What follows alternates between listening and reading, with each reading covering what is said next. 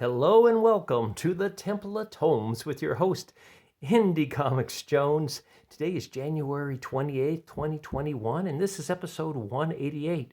Today we're looking at The Courier. Now, it's not a comic that I'm that familiar with.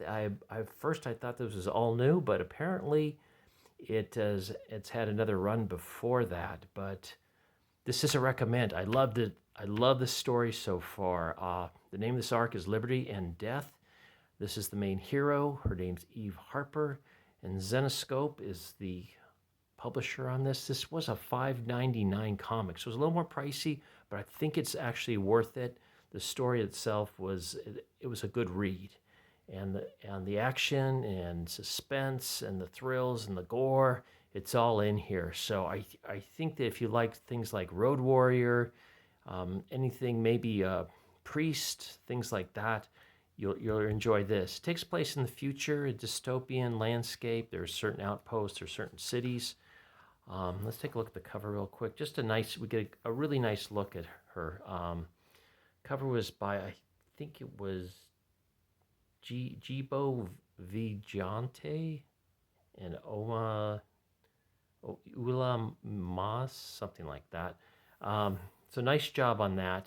You can see she's loaded for bear. She's got all kinds of high-tech things, and she rides a motorcycle. Her job is a courier, and she does missions bringing certain goods and items across the wasteland to other outposts and cities and whatnot. We get a little blurb about her, because apparently she has had another arc before this. The writer on this is Ralph Tedesco. The artwork inside the book is Oliver Borges. The colors were done by Fran Gamboa with J.C. Rins. So I don't know if he did the flatting or something like that. And it looks like they have another name actually after that as well. It does seem like there's a difference in, you get to a point where it looks like the colors are different and it almost like the art is different. And we'll go through that because that was the one drawback in this. Everything else I thought was done pretty well. There's a couple tropes in there, like the female hero, obviously in this land, and she can do everything perfectly pretty much. So that's kind of been a trope lately. It starts out, we get this nice 2-page spread of what appears to be someplace, a Highway 76 in Pennsylvania during the year 2101.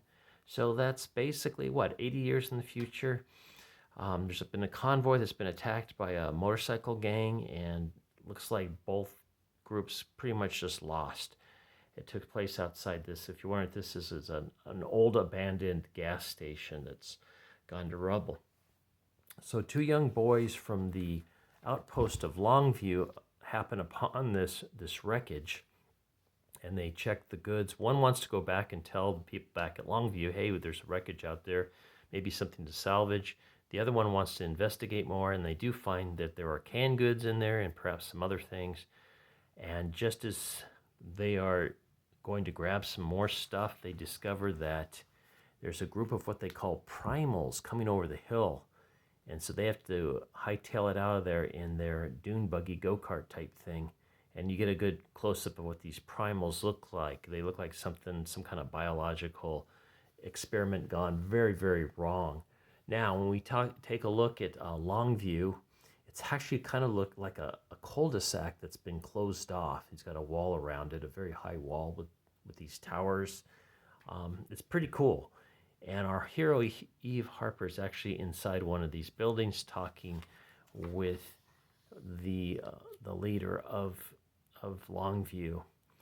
And I guess she's just made a delivery. She's ready to retire from her job as a courier. She's got enough money to go out to the outpost where she's living, or area. And so they're just kind of having a toast to that. Suddenly they got news that there's a salvageable wreckage out there that they should go investigate. And they ask Eve to come, and she says, well, I'm retired, but I'll help you out. I'll try to scare off the primals that are there. And what she's got also, which is pretty cool, is she's got this drone that's very highly sophisticated, and it's also absorbed a lot of pop culture, not pulp fiction, pop culture. So it kind of talks back to her at times. A little sassy, but but she's able to send the drone over to the site, the wreckage site, and find out that there's supplies there from this group called Gillings that's working out of Liberty, which is this huge city that's still intact, has a big wall around it as well, with about 71,000 residents in it. So we get the feeling that things are going to pick up quickly here, and they do. There you can get a shot of what Longview looks like. Like I said, it's like a cul-de-sac that's been cordoned off from the rest of the wilds there. So she also at this time finds out that her brother Liam, who she thought was safe in another area, has come back to work for Gillings and is working out of Liberty as well. And she's not happy about that, as you can see. Now look at some of these faces that she's making. I had a little issue with this because I think I went the first few pages not realizing this was the main character, Eve Harper, because they were calling her Harper for one thing, and they call her Eve on the title page here. So, but look at the difference in look here. You got her, then you got, she almost looks like a man. So that kind of bothered me a bit, but that was pretty much the biggest thing that bothered me about this. So she goes out to the site where the salvage is to take place, and she sees the 6 primals or so there, and she's planning on shooting her gun a couple times and drawing them off the wreckage so the other guys can swoop in and take whatever they want as salvage. And she does that, and suddenly there's 2 people approach her that were from the ruckus that took place earlier, and they're like looks like they're from the motorcycle gang, but it's hard to tell which side they were from. Both are wounded, but one of them mortally, so she's able to take one of them on her motorcycle back to Liberty. I believe that's where she takes them, and the other one, they kind of have to leave to die, but he says, "Don't leave me to die. I don't want to be eaten by the primals alive." So Eve actually shoots him in mercy, and as we see, the primals hear that and they go running up towards Eve. She has to take off with the other wounded survivor here. So it's time for the other group to swoop in and start salvaging. So Eve makes it back to, I believe what this is, the outskirts of Liberty. I'm not sure though. I'm not sure because her next stop is Liberty, and you can see how it's like a pristine city here with a nice wall around it. She's screened at the fence here for credentials, and let inside. In the meantime, in the city of Liberty, this is going on where the head of the distribution is talking with his the different people running the different areas of distributions of goods. And he's focusing on this one gentleman here. He says, the guy's saying, well, we did really well. We're up 1,000 credits or whatever they call them. And he said, well, you're missing 100. You're 100 credits short. He goes, well, I didn't take it. He goes, yeah, that's the problem. You don't know who took it. And he actually executes him. Now, this is the guy he selects to take over. And as you can see, he doesn't look too happy to be taking over the new position, knowing that he could be dead instantly for something he didn't do. Okay, so Eve actually walks in at this time, and I can't think what the name of it is. He's got this wicked King Cobra tattoo on the back of his head. You can kind of see that there a little bit. But apparently they had a past, or they know each other very well. She's worried about her brother, and that's what she's really there for. And he's like, well, she's here. She could be my girlfriend. Come to my sister's birthday party tonight. And she says she doesn't have anything to wear. He says, no problem. We'll get you set up. So we go back to the salvage site, and they actually have to blow the doors off one of the cargo vans here because it hadn't been opened up. And they've pretty much loaded up everything they needed.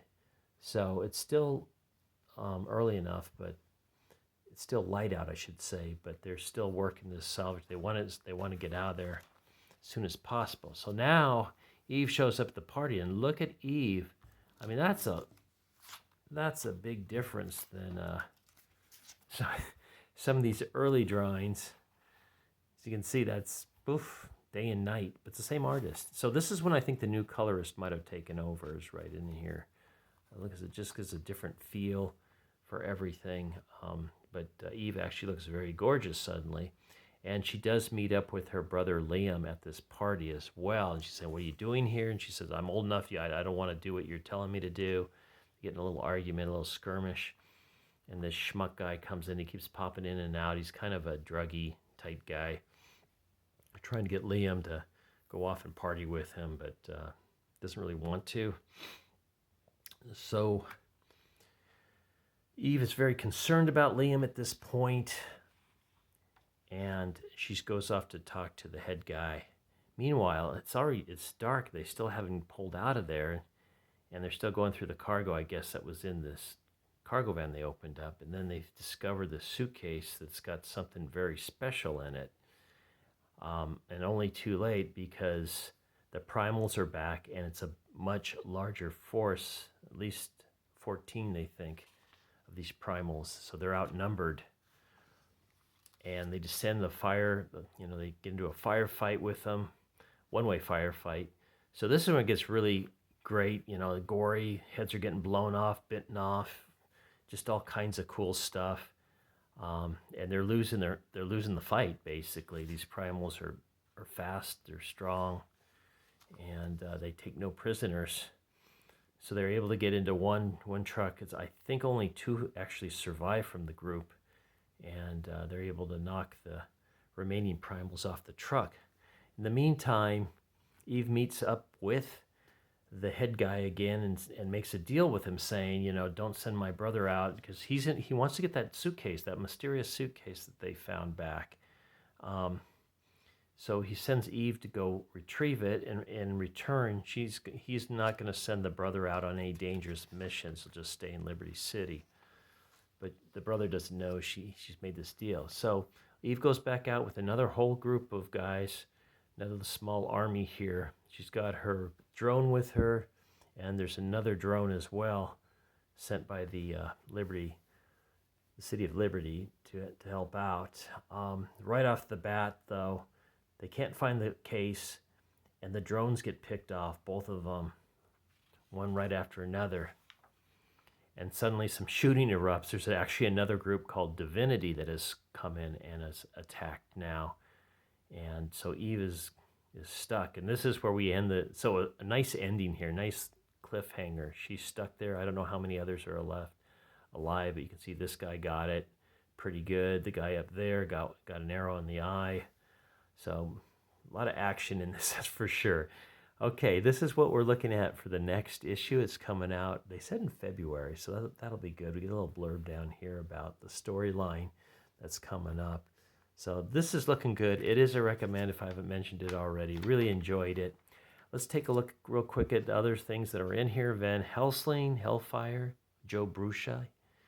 Another Joe Brusha story, Robin Hood, Iron Maiden. We're actually reviewing this. We did this review on the first issue maybe a couple nights ago, or maybe last week, but very recently. You might want to check that out. Kind of story is kind of like the Jeffrey Epstein saga, if you're familiar with that at all. Myth and Legends Gretel. I don't know too much about this. This is a Dave Franchini. And here is an ad for the Courier. I guess from the Ashes, it was a trade paperback written by Ralph Tedesco as well. So it gives you a little blurb about that if you want to pause and read that. All right, so we finished this up. I want to thank you for stopping by the Temple of Tomes. I got this great book, action-packed book to recommend here, The Courier. As always, please subscribe if you haven't. Please like. Please leave comments, and we'll see you next time at the Temple of Tomes. Once again, this is Indie Comics Jones bidding you adieu.